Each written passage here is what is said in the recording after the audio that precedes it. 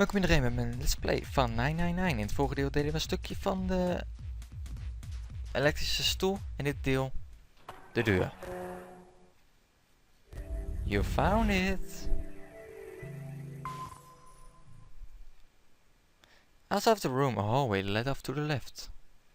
With nowhere else to go, they started down it. It turned left twice before they saw the elevator. In silence, they jogged up to it. Jimpy pushed the C button.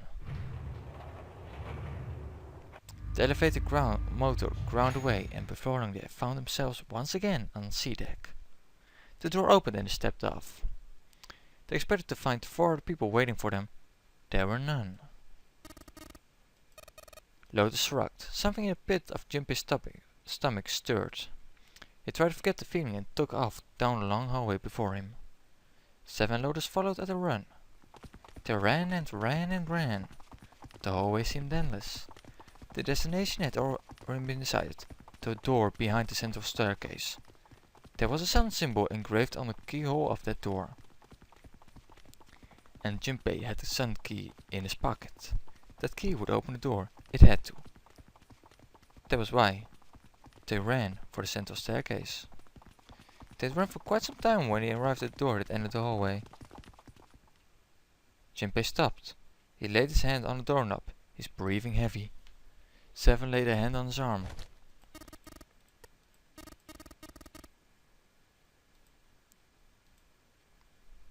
There's a Jupiter symbol engraved over the keyhole. 7 was right. They had no Jupiter key.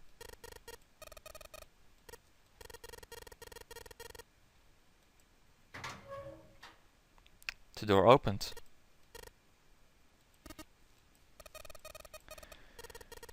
As he spoke, he shoved the door the rest of the way open. They rushed through and stopped cold. The terrible scene before them made their blood run cold. 3 people lay dead on the floor, covered in blood. Jimpy felt a cold sweat trickle down his spine. He couldn't breathe. His legs shook. His body felt cold, deathly cold. But his blood was boiling hot. He could feel his mind begin to fade. He couldn't think. He couldn't concentrate. His mind was blank. 7's voice was weak and broken. He edged toward the bodies, his movements stiff. He bent down over Clover and pressed his fingers to her wrist. Suddenly Lotus moved. Before he understood what was happening, her hand was in Jimpy's vest pocket. He leaped back. Lotus looked up to him, terrified. The murderer? The murderer? Once again, Jimpy looked at the dead bodies. Santa, Clover and Daze. That meant that the person who had killed them was... No, it couldn't be true. Before Jimpy could react, Lotus dove back into his pocket and came out with the key. Without waiting for 7 or Jimpy, she ran straight for the central staircase. They followed. Jimpy shut his eyes and swallowed his emotions. Morning would have to wait. Soon he stood in front of the door. Lotus shoved the sun key end into the keyhole and twisted hard. But...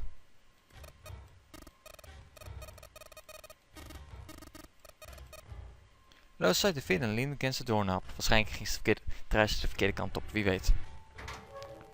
A small gap appeared between the door and the frame.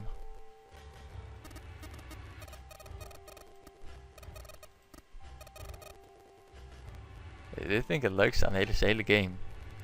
Lotus took a deep breath and slowly opened the door the rest of the way. Want als ik die animatie, dan verwacht ik dat er iets uitspringt of zo. They stepped inside. In front of them was another hallway. It stretched out toward the bow of the ship. They began to run. Faster and faster they ran, trying desperately to reach the end of the hallway. A few seconds later, they were there. In front of them stood a massive metal door. They were all breathing heavily as Jimpy spoke.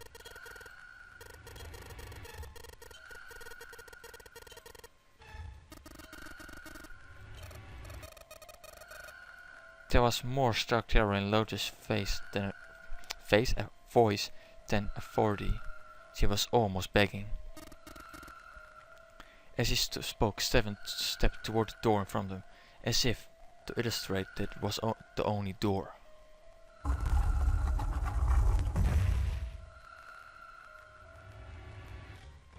Meen je nou?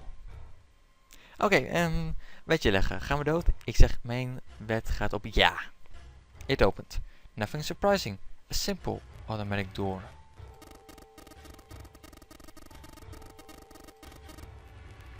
How could the situation possibly get worse? 3 people were already dead. They had hit the bottom. Junpei told himself there was nowhere to go but up. He stepped for the door. And whatever hope Junpei had managed to summon disappeared. No, no, no, no, no, no, no. It wasn't true. It couldn't be true. It wasn't possible. Utterly impossible. It was a dream. It had to be a dream, a nightmare. Yes, it was a nightmare if he just could wake up. He was seeing things. Yes, that was it. This was a hallucination. A lie. It wasn't real. It wasn't real. It wasn't real. Right? June. No, no, the code names mean nothing now. Kenny. Kenny. Kenny! Junpei cried out and leaped through the door. He flew to her side, his heart like a stone in his chest. Junpei swept her up and shook her by the shoulder. She moaned and her eyes fluttered open, but only barely. Her face was pale and her lips were dry and cracked. Her eyes were blank and cloudy. They stared straight at Junpei, but saw nothing. Junpei put his hands against the small of her back to hold her up. It felt warm and wet. He lifted his hand up. It was covered in blood. It was all he could do not to break into tears. Her voice was thin, a minuscule thread that was the only thing keeping her rhythm.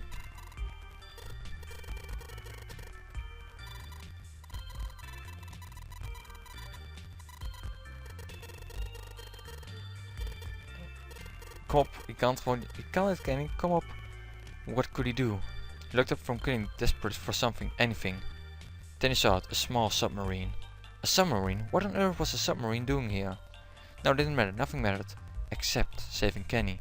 That was the only thing he wanted. Junpei turned his head back to look down at her.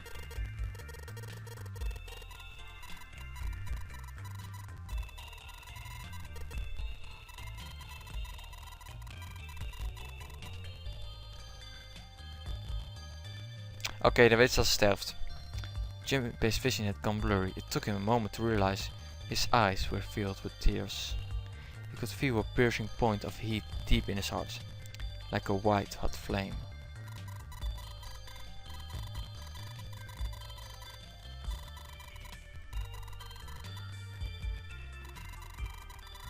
Fucking hell.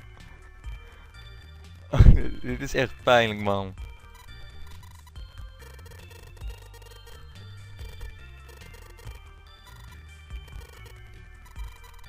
She said it to herself over and over, a weak smile creasing her tight face.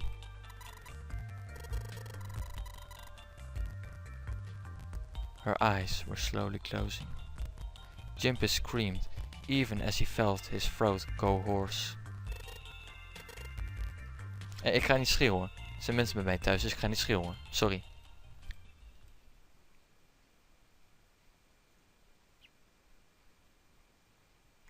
Time passed. Junpei wept, covered around Kenny's body. He cried and cried until he had no tears left. When the last tear fell, Junpei was no more. His body remained, but only as an empty shell. Somewhere he heard a bell ring. It was the clock at the central staircase.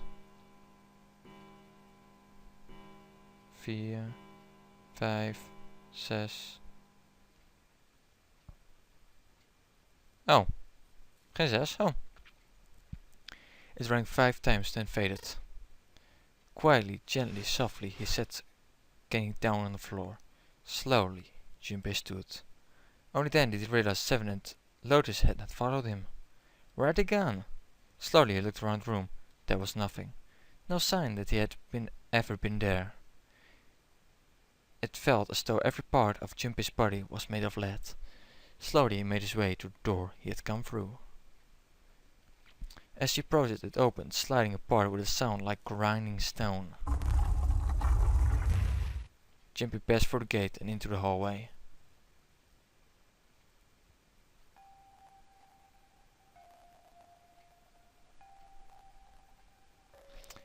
His heart rattled in his chest, an empty, lifeless thing. It had been so utterly broken that there was nothing left to feel. When he saw the bodies, he simply stared. It was a lake, a sea of blood. Two bodies lay in it. There was no need to check. There was no breath left in them. His eyes lit on Lotus's wrist. Her bracelet. It was gone. He stared. It meant nothing to him. He didn't care anymore. He couldn't care anymore. Jimpy's body felt numb. A part of him knew the lump of lead in his chest had once been a heart. He couldn't quite remember what it had been for. Tears poured from his eyes in great streams. He wasn't sure why. He gave up trying to make them stop. He turned around, the door opened again, and slowly, numbly, he walked through. He kept walking. Why stop? An object to the motion, simply inertia, carried him forward. Eventually he found himself in front of the submarine. His arms reached for the hatch.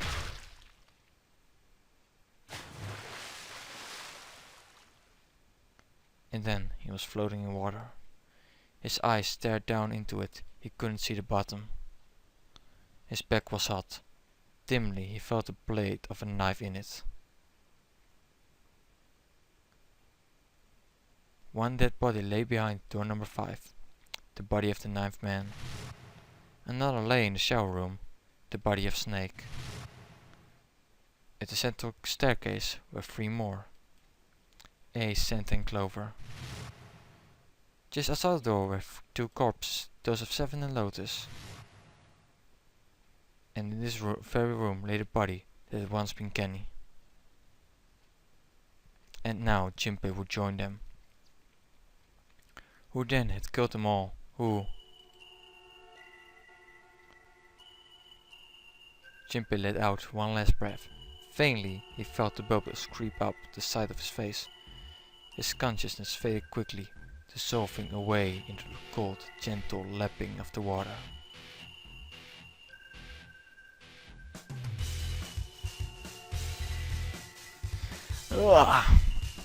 Nou, dat was ending nummer 2.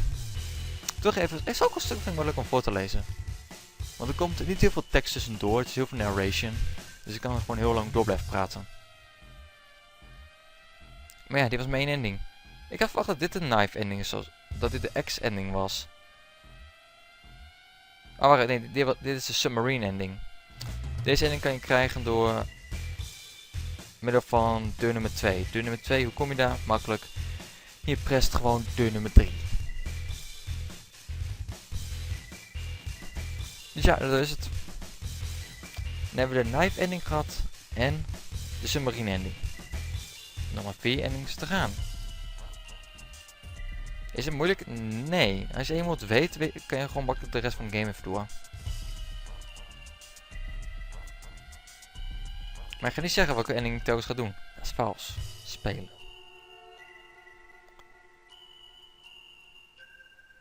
The end. Or is it? Nee, dat is niet het einde.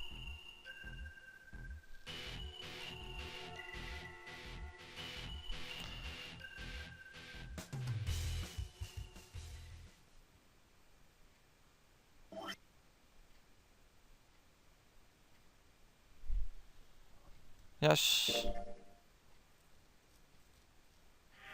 En zoals je ziet, nou 2 endings. Knife en submarine.